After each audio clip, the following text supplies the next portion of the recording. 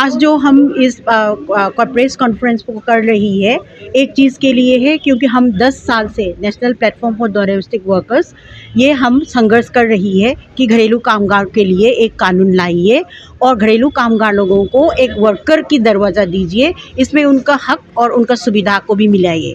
यही बात है, संघर्ष करते करते हुए सरकार ने 2020 में सब कानूनी का कानून को लेबर कोड बना दिया। उसी में से क्या है, सबको कुछ उम्मीद थे क्योंकि बहुत वहाँ पे मीटिंग करके सजेशन लेके चर्चा करके वो किया गया था, मगर जब कानून को संसद ने पास किया गया था तब पता चला है कि सोशल सिक्योरिटी कोड में घरेलू कामगार को तो माना दिया गया है, रिकॉग्निशन दिया है, मगर जब उसको सुविधा और उनका हक मिलने के लिए, सामाजिक सुरक्षा मिलने के लिए जब बात आई, उसी में पॉइंट्स है कि उसने बताया है कि अगर 10 से ज़्यादा एक एंटरप्राइज में काम करोगे तब भी सामाजिक सुरक्षा मिलेगी। इसी से हमारा जो संघर्ष का पूरा जो उम्मीद थे, हम उसको पूरा उसमें नुकसान और उसमें हम दुख हो गए थे, क्योंकि कोई भी किसी इंडिविजुअल घर को एक एंटरप्राइज सरकार ने माना है कि नहीं, और कौन सा किसकी घर में है कि 10 से ज़्यादा लोग काम करते हैं। ज़्यादा लोग तो इसका मतलब है कि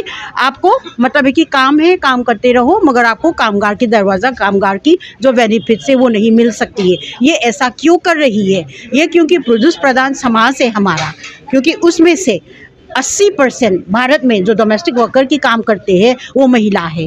इसीलिए जो डोमेस्टिक वर्क का काम को जो इतना मायने नहीं रखते हैं, इसको फैमिली की काम, इसका परिवार का काम होने हुए कि इसका जो वैल्यू उतना जो नहीं रखा गया है, उसको एक फैमिली सेंटिमेंट में रखा गया है, उसकी एक एक्सटेंशन है डोमेस्टिक वर्कर का काम। इसी की वजह से है क्या, तो हमें अगर कामगार है तो कामगार का हक, कामगार का सुविधा हमको चाहिए। और ये सरकार हमेशा महिलाओं की आज़ादी के लिए, महिलाओं के बारे में सोचते हैं, तो जिस महिलाओं के जो कामगार है, जिसने ग्रॉस डोमेस्टिक प्रोडक्ट में बहुत शामिल किया गया है, उनके लिए हक और उनके लिए सुविधा देने में क्यों इनकार कर रही है? यही हमसे सरकार से ये सवाल है। और जो कोड बनाया गया है उसको अमेंड कर लीजिए, नहीं है तो प्रेस कॉन्फ्रेंस जो आप लोगों ने किया है कामगार को, क्या कुछ कहना चाहिए? इसमें घरेलू कामगार जो है, हम अगर घरेलू कामगार भी बोलेंगे तो लोगों को पता नहीं कि घरेलू कामगारों घरेलू हिंसा ही बोलते हैं।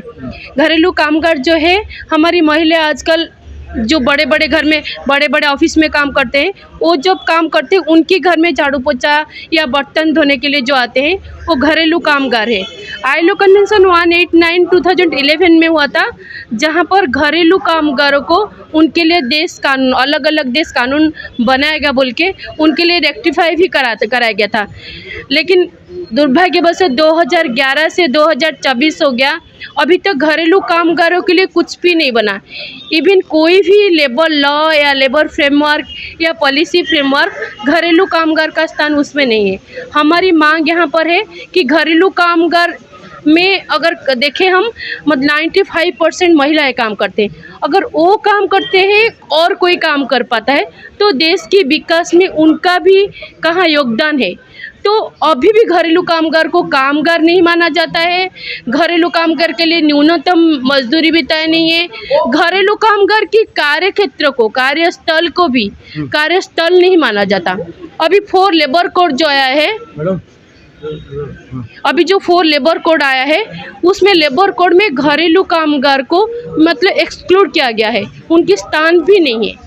तो हम लोग मांग करें घरेलू कामगार के लिए उस तरह से, जैसे निर्माण मजदूर के लिए एक समुचित कानून बना है, उस तरह से घरेलू कामगार के लिए एक समुचित कानून बने, जहां पर मालिक, मजदूर और घरेलू कामगार का पंजीकरण हो और उनके लिए उस तरह से कंट्रीब्यूशन कलेक्ट किया जाए। कैसे देखते हैं, क्योंकि जिस तरह से कामगारों की बात आप लोग उठा रहे हैं, क्या लगता है ऐसे में कुछ काम अच्छा होगा क्या? देखो, एक तरफ सरकार ये बोल रही महिला वीमेन लेड डेवलपमेंट और महिला पे सशक्तिकरण तमाम चीज़ें बोल रही है, मगर इस देश की जो कामगार महिला के साथ धोखा हो रही है। ये घरेलू कामगार महिला के बारे में ही आप देख लीजिएगा कि आज तक उसके लिए कोई कानून नहीं है। उसका या तो काम को रिकग्नाइज करती है या को जो कार्यस्थल को रिकग्नाइज करती है, कुछ भी नहीं है। वो इतना शोषण को, एक्सप्लॉइटेशन का विक्टिम होती है। मगर सरकार ये 1 या 2 नहीं, 1000 नहीं, लाखों नहीं, करोड़ों महिलाएं काम जो घरेलू डोमेस्टिक वर्कर्स है, मगर इसके लिए कोई ये कि ह्यूमन बीइंग के तरफ से इसका कोई जो डिग्निटी इसको नहीं मिल रही है। लेकिन सरकार इसमें कोई ध्यान नहीं दे रही। लेकिन ये मुझे बताइए, जिस तरीके से ये प्राइवेट सेक्टर की बात हो रही है, प्राइवेट सेक्टर भी नहीं, ये बिल्कुल ही प्राइवेट है। लोग घरों में इतने घरेलू लोगों को रखते हैं, काम पे रखते हैं, तो इसके लिए क्या कुछ रूल रेगुलेशन बनाने की जरूरत क्या है? प्राइवेट स्कूल में टीचर के लिए कानून लागू है या नहीं है? लागू है ना। मिनिमम वेतन का जो टीचर का वर्कर के रूप में उसको मानती है ना। तो ये प्राइवेट पब्लिक का बात नहीं है, बात है काम करने का, कामगार का, वर्कर का दर्जा मिलने का और ऐसे वर्कर जो अधिकार मिलने का, उसी बात रख रही है। तो क्या लगता है कि जिस तरीके से कॉन्फ्रेंस के जरिए अब सरकार को बताने की कोशिश कर रही है, ऐसे में एक नया मैसेज जाएगा क्या सरकार? नो, यही सरकार को हम बता रहे हैं। आप बोल रहे हमारी देश जो हमारी इकोनॉमी एक कितना ट्रिलियन डॉलर का इकोनॉमी होगा और हमारी देश पूरे दुनिया के अंदर सबसे 3rd प्लेस में इकोनॉमी हो जाएगी, ये तमाम चीज़ें बोल रही है। तो उसके साथ हमें भी आप साथ लेके जाओ ना, कि जो डोमेस्टिक वर्कर को भी साथ लेके जाए। और जब आप उनको एक वर्कर का दर्जा देगा और वर्कर का सारा जो हक देगा, तब संभव होगा ना। आप हमें पीछे छोड़ के इस देश की महिला, चाहे डोमेस्टिक वर्कर हो, चाहे आंगनवाड़ी वर्कर हो, चाहे वो हेल्थ वर्कर हो, जो आशा वर्कर हो, जो फ्रंट लाइन हेल्थ वर्कर बोल के पूरा दुनिया सेलिब्रेट किया है। क्या न्यूनतम वेतन देने का सोच एक बार भी सरकार ने या कोई भी सरकार ने किया है संसद के अंदर? तो ये बोले क्योंकि ये तमाम क्षेत्र में महिला सबसे ज़्यादा है। महिला को एक 2nd ग्रेड सिटीजन के तौर पे मान रही है, महिला का काम को नहीं मानने का है, महिला को बराबर का सिटीजन मानने का जो सोच नहीं है इस सरकार का, इस वजह से नकार रही है हर वक्त हमारे मांग। अच्छा, आप कह रहे हैं कि महिलाओं की बातों को नकारा जा रहा है, लेकिन जिस तरीके से वर्तमान सरकार महिलाओं के संरक्षण में, महिलाओं को चाहे वो आरक्षण की बात हो या फिर उनको सुरक्षा की बात हो या फिर बेटी पढ़ाओ बेटी बचाओ की बात हो, तमाम ऐसी बातें, ऐसे नारों का तो जिक्र करते हैं बार बार, क्या लगता है कि वो अमली जामा नहीं बनाया गया है? देखो, ये सब जुमला है, वास्तविकता में कुछ चीज़ अलग है। आप बताइए कि बेटी बचाओ बेटी पढ़ाओ, इसमें 2 हिस्सा है। एक तो है बचाओ, उसका जो फीमेल फिटिसाइड को रोककर उसको जन्म लेने का अधिकार सुनिश्चित करना है। वो कितना वो कानून है तो लागू कर रही है क्या, ये देखना है। दूसरा है बचाओ के बात है, वो तमाम कानून है महिला की जो सुरक्षा के लिए, महिला को ऊपर हो रहे अत्याचार, सेक्सुअल वायलेंस हो या कोई भी वायलेंस हो, उसको रोकने के लिए कानून है। क्या ये कानून लागू करने के लिए आप कोई बजटरी एलोकेशन दे रही है?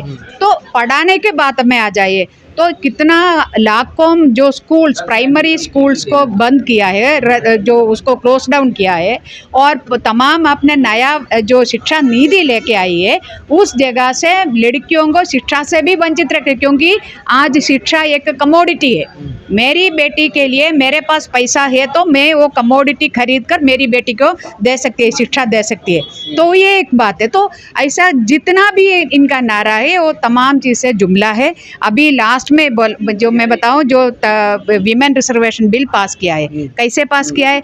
दोनों महिलाओं के दोनों पैर में बहुत स्ट्रॉन्ग एक चेन दोनों पैर में डालकर बांध कर उन्होंने पास किया, क्योंकि महिला कहीं कोई भी हालत में संसद नहीं पहुंचना है, ताकि पुरुष के बराबर बैठना नहीं है। इसलिए जो सेंसस और जो डिलिमिटेशन जो क्राइटेरिया लाके उसको पास किया। बोलना क्या है, अरे हमने पॉलिटिकल एम्पावरमेंट दे दिया है, असली में महिला को मिल रहे। इसलिए इतना जो बिट्रे कर रहे इस देश की महिला को जो मोदी सरकार ने, मेरे ख्याल से कोई और देश में इतना बिट्रेयल महिला के साथ नहीं होगी।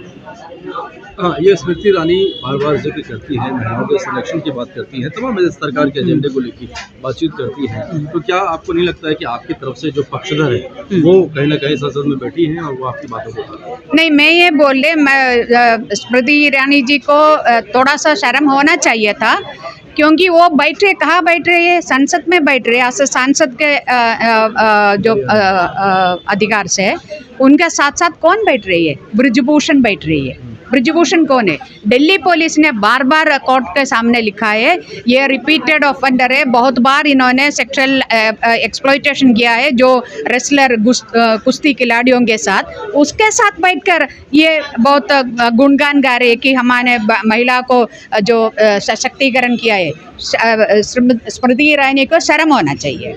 आज हम लोगों का ये घरेलू कामगारों का राष्ट्रीय मंच जो अलग अलग यूनियनों संगठनों और उन सब का था, उसमें हम लोग आज प्रेस कॉन्फ्रेंस करके सरकार से अपनी 4 मोटी मांग की बात कर रहे थे कि वैसे तो हम लोगों का जो मांग है कि एक समुचित कानून ही इनके लिए होना चाहिए, पर कई सालों से हम ये कहते आ रहे हैं और सरकार नहीं कर रही, तो हम बोल रहे हैं कम से कम ये अभी इलेक्शन के समय में अपने घोषणा पत्र में ये 4 मांगों को आप शामिल कीजिए, जिसमें उनके लिए न्यूनतम वेतन हो, उनके लिए भी घर की सुविधा हो और उनके घर को कार्यस्थल का दर्जा दिया जाए और उनके लिए भी सामाजिक सुरक्षा के दायरे में ईएसआई और पीएफ हो। तो क्या लगता है कि 2024 में कुछ इम्प्लीमेंटेशन हो सकता है क्या ऐसी सरकार?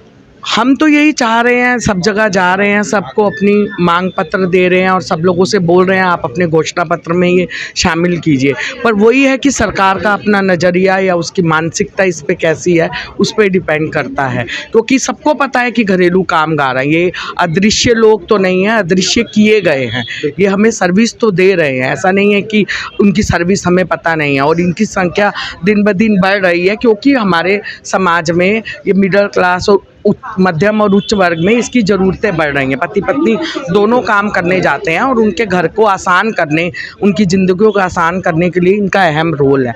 पर वही है कि सरकार जब तक नीचे से जितनी तेज़ आवाज़ नहीं हो, जितने लोग घरेलू कामगार नहीं उठेंगे, जब तक सरकार की मंशा साफ नहीं होगी, सरकार इसको अपना एजेंडा नहीं बनाएगी, तब तक इसमें कुछ नहीं कर सकते हैं। मंशा साफ करने की बात आप कर रही हैं। हाँ। जिस तरीके से सरकार महिला आरक्षण की बात हो या फिर तमाम ऐसी महिलाओं की योजनाओं की बात हो करते हुए जिक्र तो आपने सुना होगा, देखा होगा। देखो योजनाएं तो सरकार इतनी घोषणाएं कर रही है, पर पिछले अगर मैं कई सालों से 10 साल 5 साल से भी देखूं, ओल्ड एज पेंशन हमारे बस्तियों में मिल ही नहीं रही है। सिर्फ पेंशन मिल रही है तो विधवा पेंशन, तो वो ही नहीं। घोषणाएं करने से क्या होता है? घोषणाएं तो सरकार ने ये भी की थी कि ये फ्रंट लाइन वर्कर है, आशा वर्कर, या ये अपनी जान को हाथ धो देंगे तो 50,000 मुआवजा मिलेगा।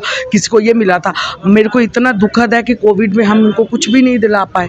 हम कोविड में भी उनसे कहते रहे ये भी एक वर्कर है, ये भी, इनका भी बहुत बड़ा योगदान है, आप इनके लिए भी कुछ मुआवजा घोषित कीजिए, पर कुछ नहीं, क्योंकि इनका कोई वेलफेयर बोर्ड ही नहीं है, सरकार इनको वर्कर ही नहीं मान रही। तो इसलिए हम कह रहे हैं कि कम से कम कुछ नहीं तो ये 4 मांगे भी अगर देती है तो एक बेहतरी की तरफ ये होता है। पहले बोलती थी कोविड में कि कोई डाटा ही नहीं है हम लोगों के पास, कोई कितने प्रवासी मजदूर गए हैं, कितने घरेलू कामगार हैं। अब तो 5 लाख से ज़्यादा उनका डाटा शो कर रहा है, उसके बावजूद भी नहीं। तो इसका मतलब क्या है कि सरकार की नीयत साफ नहीं है, सरकार की मंशा नहीं है, नहीं चाहती, क्योंकि सरकार को इतना बड़ा सब कुछ इनको देना पड़ जाएगा और बोलती है कि कहीं ना कहीं हम भी उस कानून के दायरे में आएंगे, हम भी उस कटहरे में आएंगे, ये तमाम सुविधाएं हमें भी देनी पड़ेगी। इसीलिए जी धन्यवाद।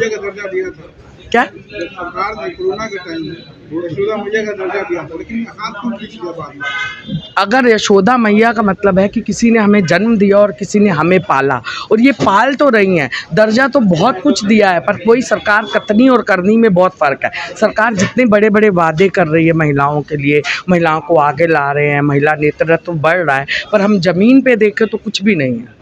आज हर वो महिला काम करने घर से निकल रही है, महंगाई की मार उस पे है, रसोई की हर चीज़ की मार उसके ऊपर है जो एक महिला झेल रही है, पर उसका दर्द सुनने के लिए कोई नहीं है। सिर्फ बड़ी बड़ी बातें, भाषण, बखानबाजी। सबको पता है ये तो जुमलेबाजों वालों की सरकार है, तो यही है इसी का।